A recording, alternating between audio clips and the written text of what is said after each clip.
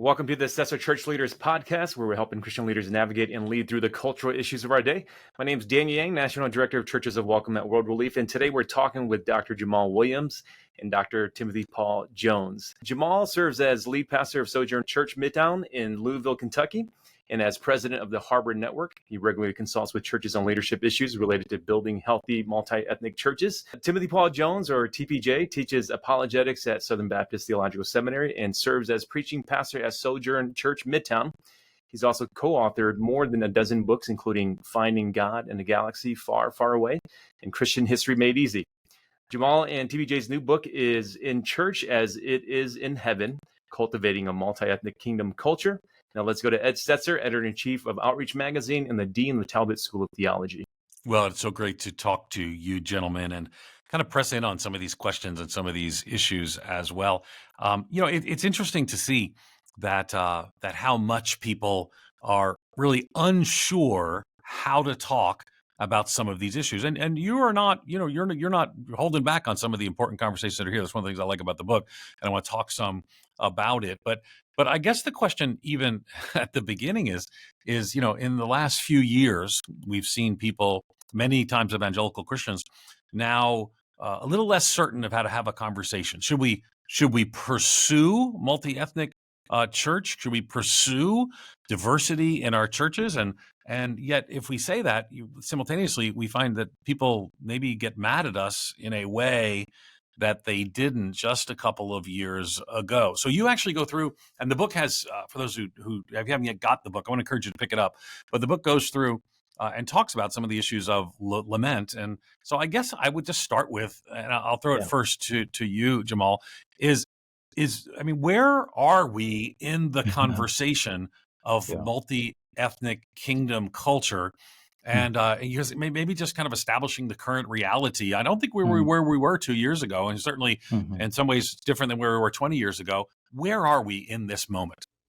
Hey, that's a great question, and thanks for having us on. Excited to be here and just to chop it up with y'all. So, yeah, you're right. I mean, a lot has happened in our culture in the last 4 years that can be discouraging. And this conversation about the multi-ethnic church, where it seemed like it was just really hitting a popularity just before 2016, and people still were trying to figure it out. 2020 comes, last few years, and people seem to be discouraged, and people seem to be angry. Our culture has just become more polarized, and rightfully so. So the question that you asked is, should we pursue just the multi-ethnic church and multi-ethnic churches? And the answer, I think, is it's complicated. Some churches should, and some churches shouldn't. But overall, every church should pursue what we call a multi-ethnic kingdom culture.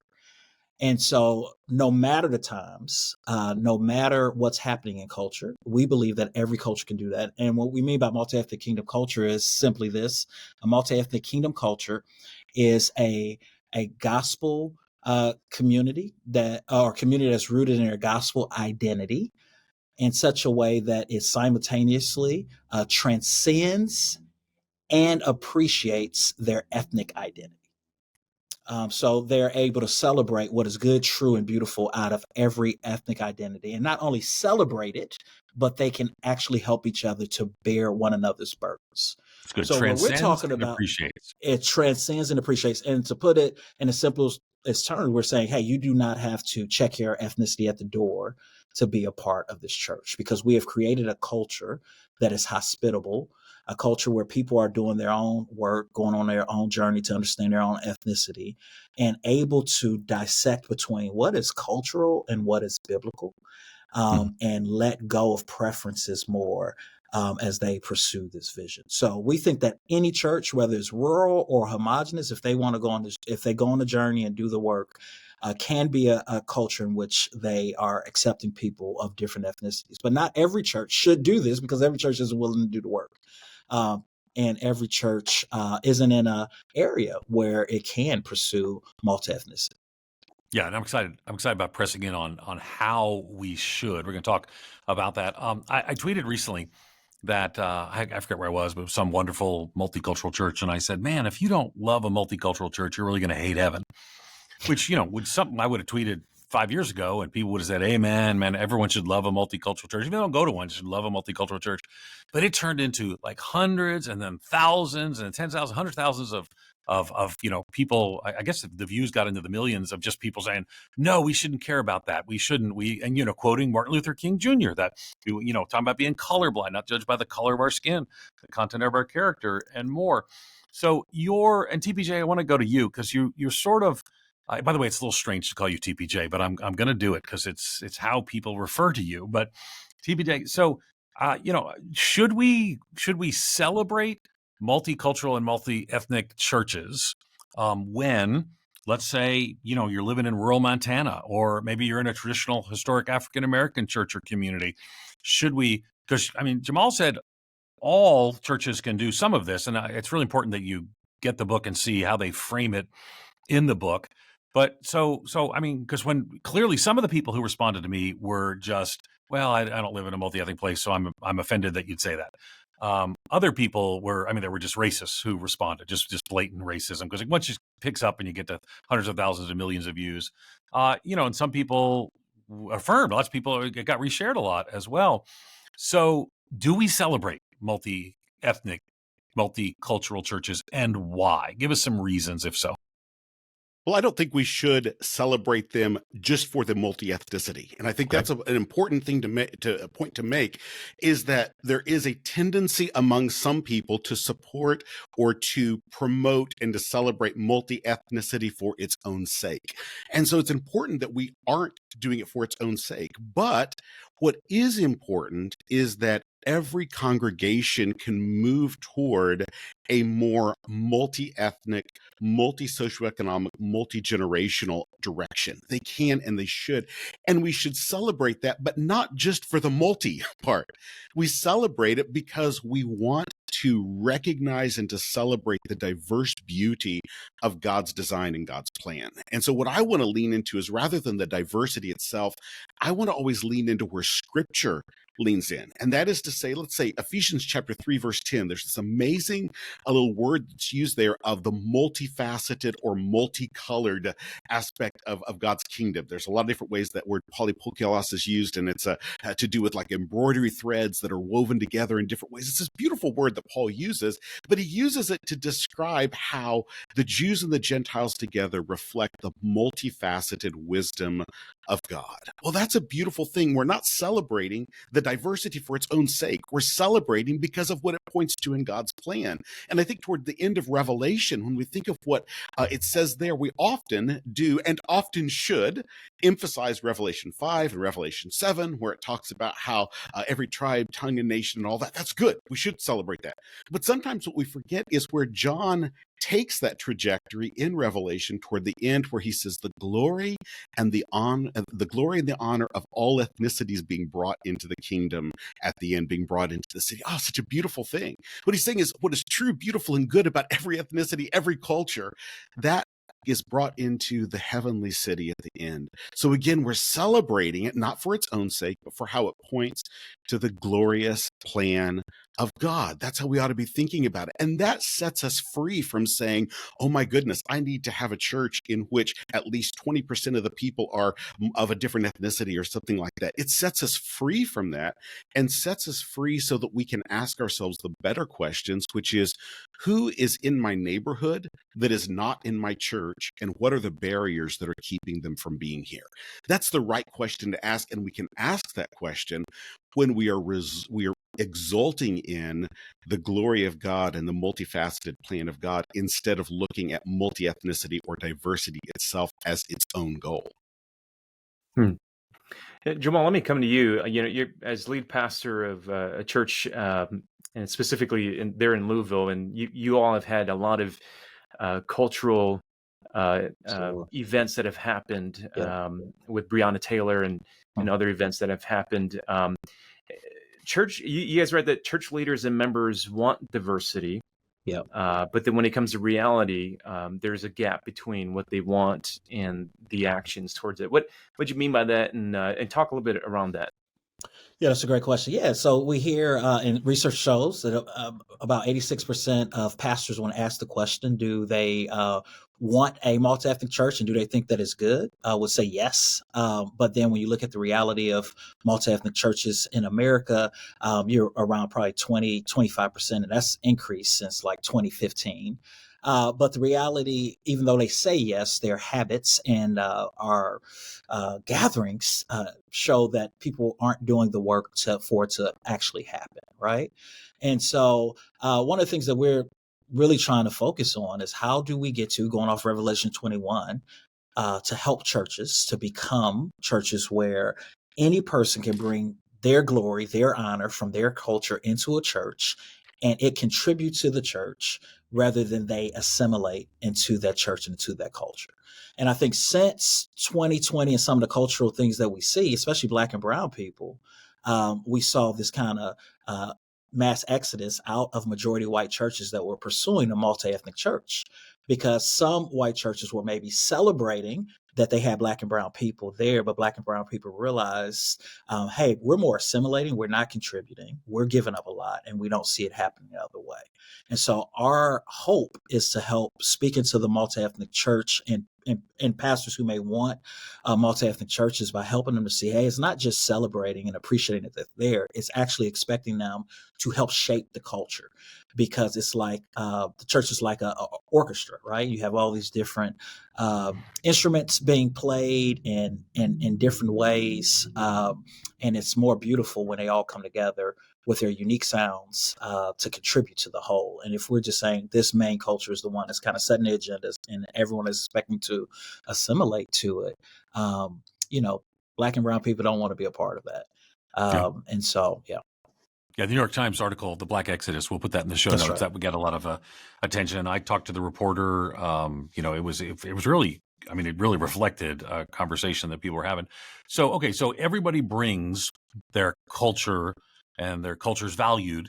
So let me add, of course, Jamaal, you're African American. I'm Anglo. Yep. Daniel's obviously Asian. TPJ is Anglo. So what does that mean for now? Because let me set this up at the beginning by saying that I recognize that majority and prevailing culture is shaped by people who look and think and are engaged like me. I get that. So, but one of the questions would be then, okay, so if I'm going to engage this and I'm Anglo, majority of our listeners will be Anglo, what does that mean for me? Do I bring my culture to that? Is my culture already present in that? How does that work? Yeah, in white churches and, white culture, typically when it comes up against any other culture in America, because of our history, it just tends to dominate. But white people have culture, and it's not white culture, it's white cultures. It's not Black culture, it's Black cultures. Everyone right. is bringing a culture. Yeah. And typically white cultures tend to swallow up and dominate, especially in our context, Black and brown cultures, if they are the majority. So how then do I, Timothy, Timothy Paul Jones, I want you to answer this as well, but back to you, Jamaal, and then just jump right in, TPJ. Okay, so then knowing that culture tends to dominate, I get that. That's literally part of how I preface yep. the question. How then do I show up with my culture into that kind of setting as well? First to Jamaal and then to TPJ. Yeah, I think it's one with humility. We're talking about a multi-ethnic church, but the church is majority white, right? And that was my story. So I come to Sojourn right. in 2016 from a historic African-American church, a little green behind the ears, to this white church. We're all excited about multi-ethnic church. It's a great year to come to a church as a Black man in America at that time. And, and my goal was to help our church, which was in a predominantly Black area, to be able to be friendly to the neighboring area. And so part of doing that is to help white people see you do have a culture, and that a lot of what you're bringing to the table is, and that we're baptizing to say this is the Christian way, is actually preferences, right? And so building a multi-ethnic church, you want to help people to see that we all have preferences and we all have been informed by our culture in various ways.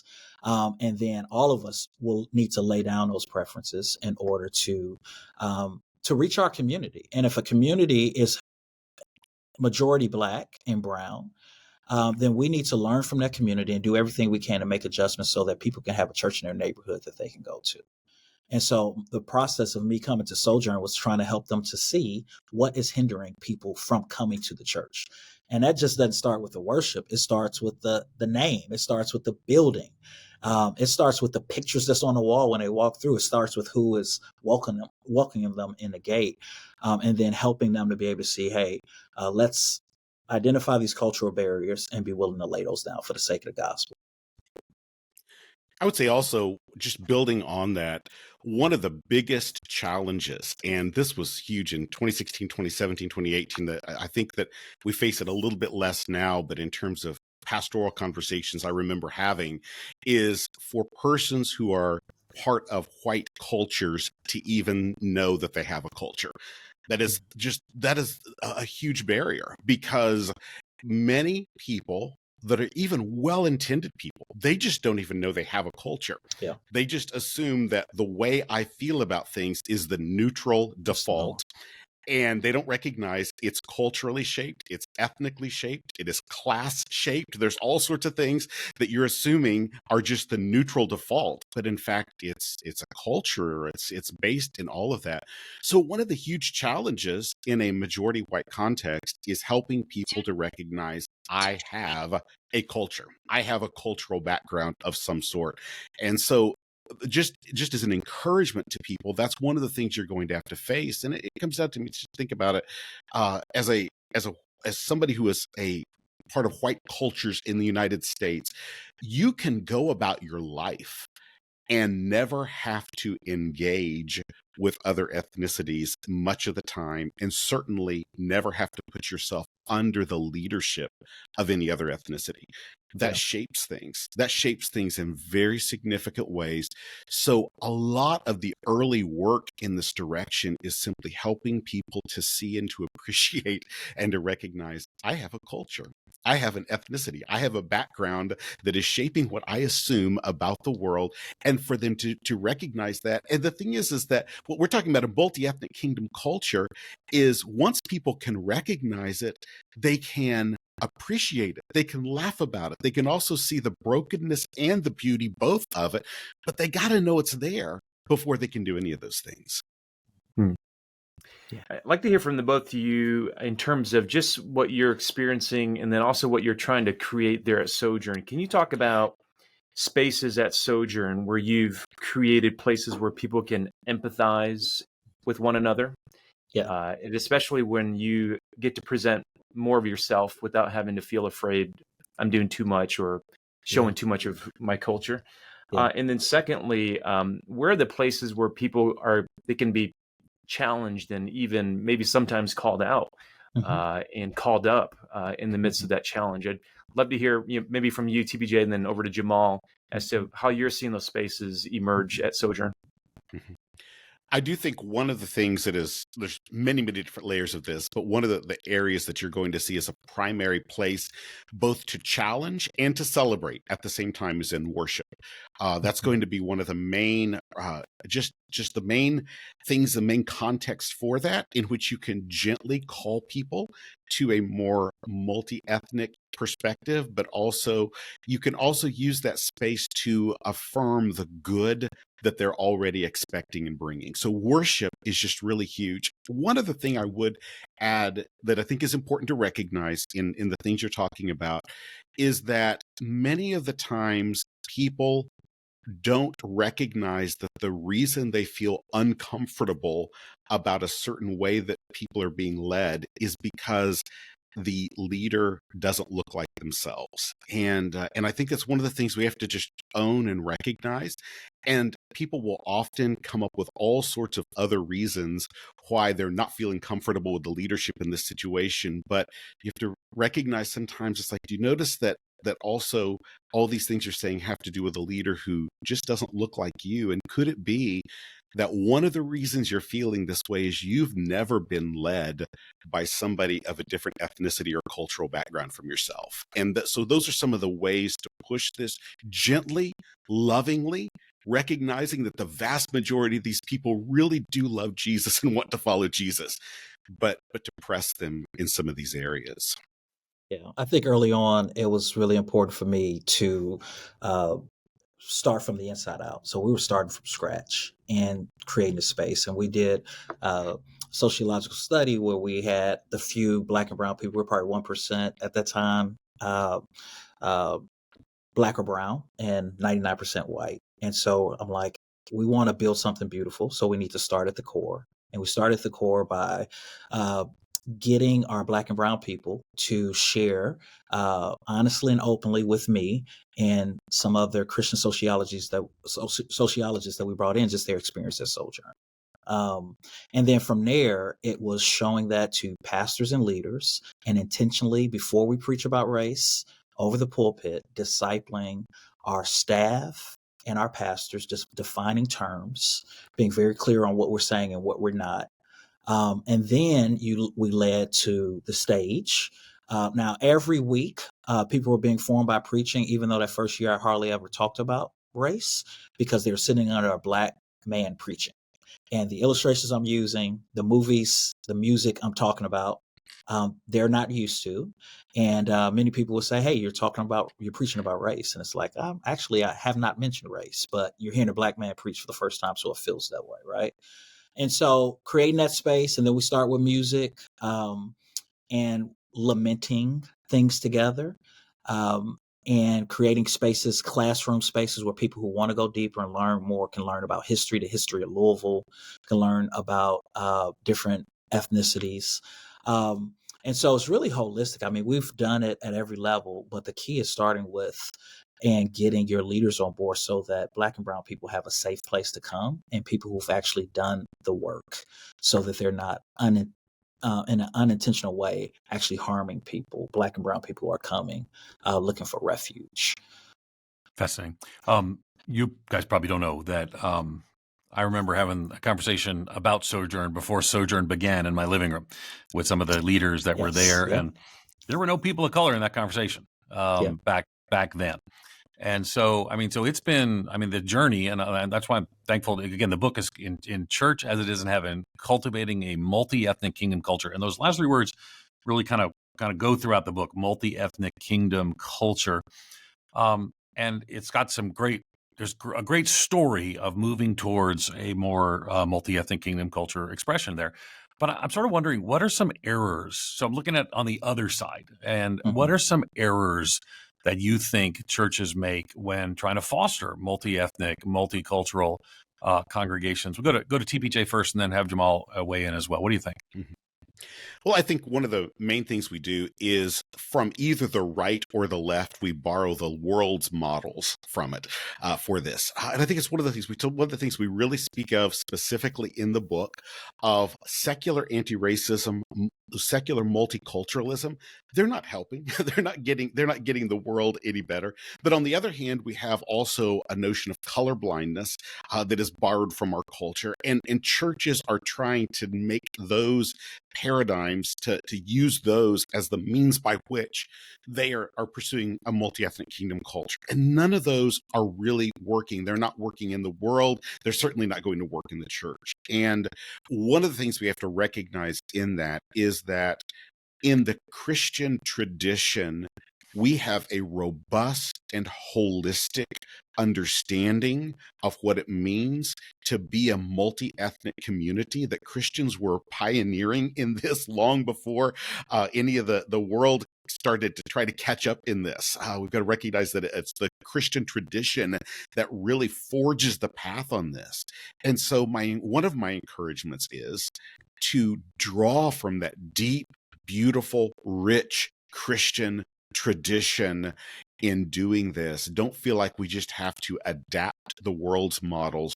We have precedents for this in the history of Christianity. And I think one of the things to do is that we try to grasp on, like I said, either to the right or to the left, to draw in the political modalities that are going on around us, instead of this kingdom notion that is actually not going to fit neatly into the categories of politics or of the right and the left. It doesn't fit in those. It's something that is different, that is going to challenge and speak to both of those in a way that is much richer and deeper and better. Yeah, it's good. And I also would add tokenism. churches hiring Black or brown people and not giving them a authority to make decisions. So when it come to Sojourn, it took 6 months to make the decision. We had every type of conversation, and it was clear that, hey, if I'm going to be the lead pastor here, I'm going to be the lead pastor, and making sure people understand that. So you hire a Black or brown person and you just want their face and maybe their gifts without them actually being able to change things and creating a safe space for them to be themselves, right? I think that that's huge. I think also the way we talk about ethnic reconciliation. We can talk about in a way that is hopeless and worldly. And so making sure that we're pastoring our people through it, and making sure that we're doing it in a way where it's not harm swapping. So rooting it in the scripture and being patient with people, pastoring people, not hoarding and beating them towards a thing. And in order to do that, you have to detach your identity from the work itself and to see that it's beautiful, it's important work, but it doesn't define me and it doesn't define our people. So it's something that we are going to patiently and prophetically pursue, putting our foot on the gas as the Holy Spirit leads, and then knowing when to let up. Another thing is, like, as leaders, not admitting when we've made a mistake. And when we have talked about things in a way that was unhelpful. So helping the congregation to understand that we're pressing into a stronghold. There's going to be spiritual warfare. In this country, this is a stronghold, and we're learning how to talk through these things together. So we need to be patient with each other and gracious. We need to teach what we believe. We need to celebrate when we see it working, and we need to not tolerate behavior that is racist or hateful or unhelpful. And we need to all be able to repent and to receive each other's repentance in that way. Jamaal, I want to pull on a thread there that you mentioned tokenism. Yep. And I think most church leaders would say, they don't want to practice tokenism, and they don't want to give credence to it. But then inevitably, sometimes they end up doing it, and this is regardless of race. It could be an Asian person that's practicing tokenism. How do you know when you're actually employing tokenism versus an intentional process of actually trying to diversify? Yes. Help church leaders understand the difference. Yeah, that's a great question. I think there's a couple things. One, you are kind of tokenizing a person even before you hire them if you're not doing your due diligence. And you just see, like, if we get this person, this will make us look better in this way.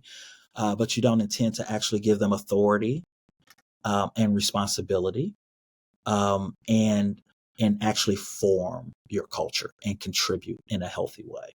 And so shutting people down, kind of almost threatening them if they go against the grain and actually offer a different perspective culturally.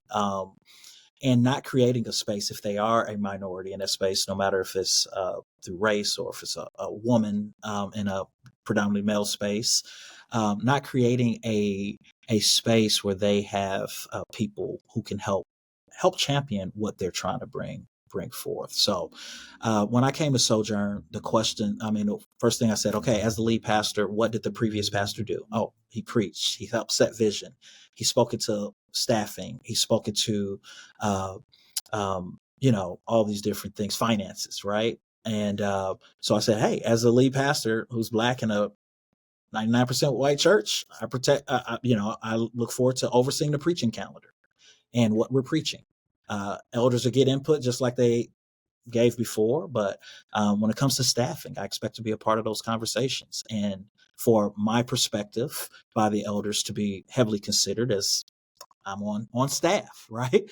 And so I've seen and consulted with a lot of Black people who are in majority white spaces who are hired, and they don't have those things, and they're kind of told what to do, and even kind of said, hey, you should be happy. Look at how we're taking care of you. We just need you to stay in this area or to do this very specific thing, even though we hired you to do more.